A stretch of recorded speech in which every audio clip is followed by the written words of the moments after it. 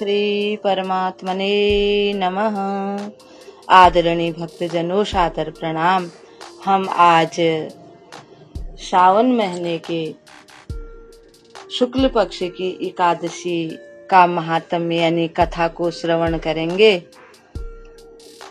जय गणेश गिरिजा सुवन मंगल मूल सुजान, विनय करें सुर नर मुनि, देहु अभय वरदान, देहु अभय वरदान।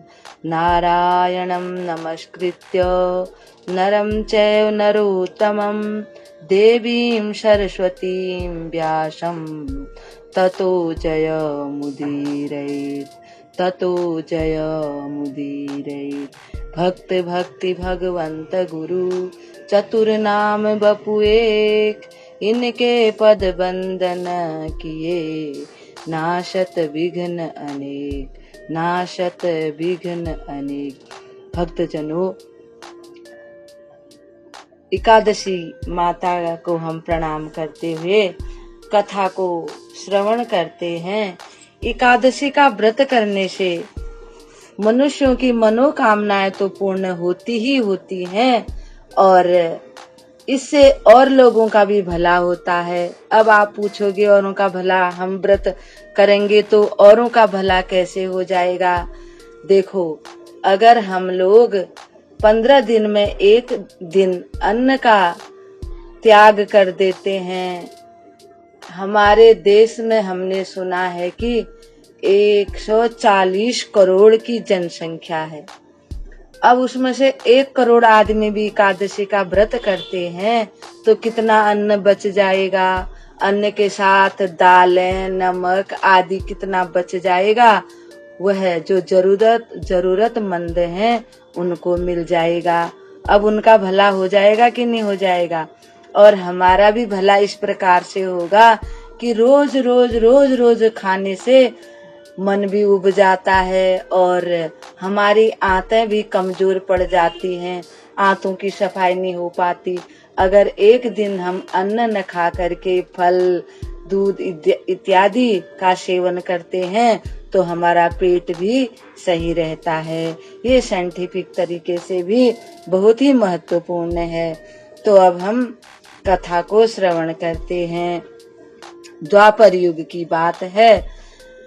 धर्मराज युधिष्ठिर हाथ जोड़कर बड़े विनय पूर्वक भगवान श्री कृष्ण से निवेदन करते हैं कि हे भगवान, आप मुझे श्रावण महीने के शुक्ल पक्ष की एकादशी के विषय में जानकारी दें। बोल श्री धर्मराज जी महाराज की जय। बोल श्री कृष्ण भगवान की जय। भगवान श्री कृष्ण राजा को संबोधित करते हुए बोले कि हे राजन, श्रावण मास के शुक्ल पक्ष की एकादशी को पुत्रदा के नाम से जाना जाता है। इसका महात्म्य सुनने मात्र से ही वाजपेय यज्ञ का फल प्राप्त हो जाता है। इस संबंध में मैं तुमको एक बहुत ही अच्छी पौराणिक कथा सुनाता हूँ, तुम ध्यान पूर्वक सुनो। महिष्मती नाम की एक नगरी है, उसमें एक राजा राज्य करता है जिसका नाम है महाजित। उस राजा के कोई पुत्र नहीं था। राजा बड़ा दुखी होता था और जैसे जैसे उसकी उम्र बढ़ती गई और वह और भी दुखी हो गया। अब उसने बहुत से उपाय कर लिए परंतु सब व्यर्थ हो गए, उसका पुत्र नहीं हुआ। अब राजा ने बड़े दुखी होकर एक दिन अपने राज्य के जो ज्ञानी व्यक्ति हैं और ऋषि यानी कि जो मंत्री वर्ग हैं, उन सबको संबोधित करते हुए कहा कि मैंने कभी भी कोई अपराध नहीं किया है। इस जीवन में किसी भी जीव की हत्या नहीं की, देवता और ब्राह्मणों की अच्छी प्रकार से सेवा की, कभी किसी की धरोहर को नहीं हड़पा है और किसी से द्वेष नहीं किया।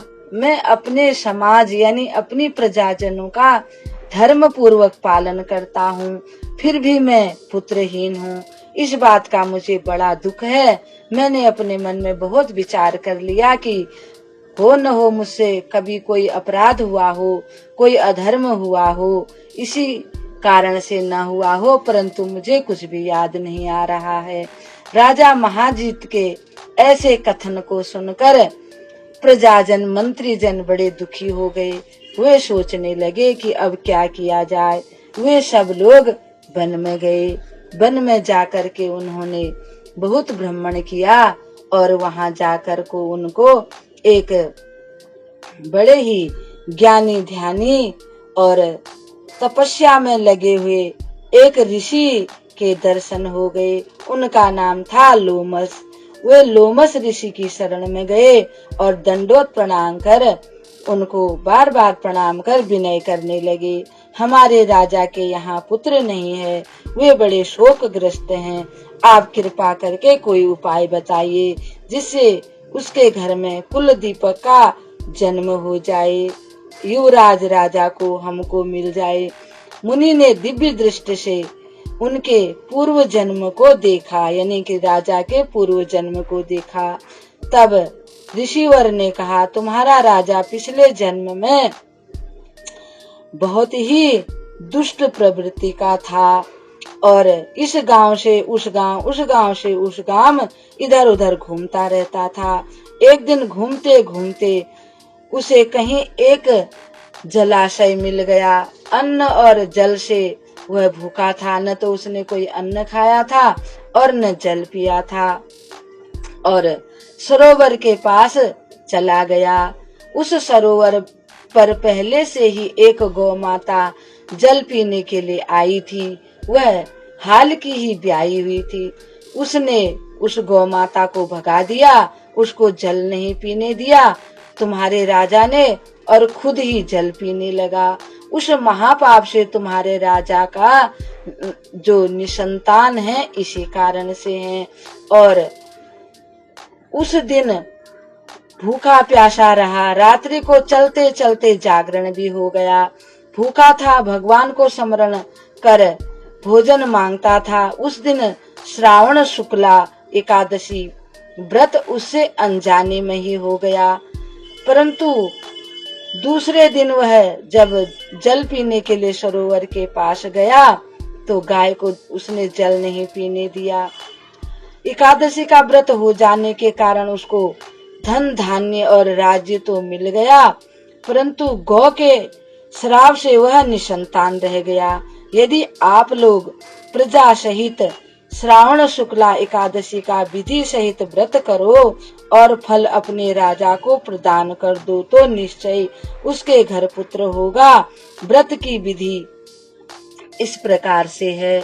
आप लोगों को प्रसन्नता पूर्वक व्रत करना चाहिए और गाय को मधुर फल खिलाने चाहिए और द्वादशी के दिन पेट भर के गाय को लड्डू का और मिष्टान का भोग लगाना चाहिए। गाय की सेवा करनी चाहिए, गाय को चारा इत्यादि देना चाहिए। और जो कोई भी गाय की सेवा करेगा पहले एकादशी के दिन गाय को मधुर फलों का भोग लगाएं और द्वादशी के दिन लड्डू, जो भी गौ माता खाती है चारा इत्यादि गौ माता को खिलाएं, गाय का पूजन करें। और जो भी इस प्रकार से व्रत करेगा तो उसकी मनोकामना अवश्य पूरी होगी। जब प्रजाजन और मंत्रियों ने इस प्रकार से व्रत किया तो 9वें मास बीतते ही राजा के घर में एक सुंदर पुत्र ने जन्म लिया और वह पुत्र बहुत ही तेजस्वी था। और कोई भी मनुष्य जिसको पुत्र की कामना हो, अगर इस एकादशी का व्रत करेंगे, गौ माता की सेवा करेंगे तो उनके घर में अवश्य पुत्र होगा। एकादशी के व्रत रात्रि को जागरण और कीर्तन करना चाहिए और गौ माता का पूजन करना चाहिए। यह कथा भविष्य पुराण में वर्णित कही गई है। भगवान ने इस प्रकार से उनको श्री धर्मराज जी को बताया। अब जो कोई भी एकादशी का प्रेम से व्रत करेंगे, भक्ति भाव से व्रत करेंगे, नियम से करेंगे तो उनकी मनोकामना अवश्य पूर्ण होगी। यह भगवान का कथन है। एकादशी के दिन यानी कि पुत्रदा एकादशी व्रत भगवान विष्णु की पूजा करते हैं और यह पुत्र प्राप्ति के लिए किया जाता है। आहार में गुड़ लेना चाहिए और गुड़ के बनी हुई जो मिठाइयाँ आती हैं वो भी ले सकते हैं। बोल एकादशी माता की जय, लक्ष्मी नारायण भगवान की जय। भक्तजनों सादर प्रणाम।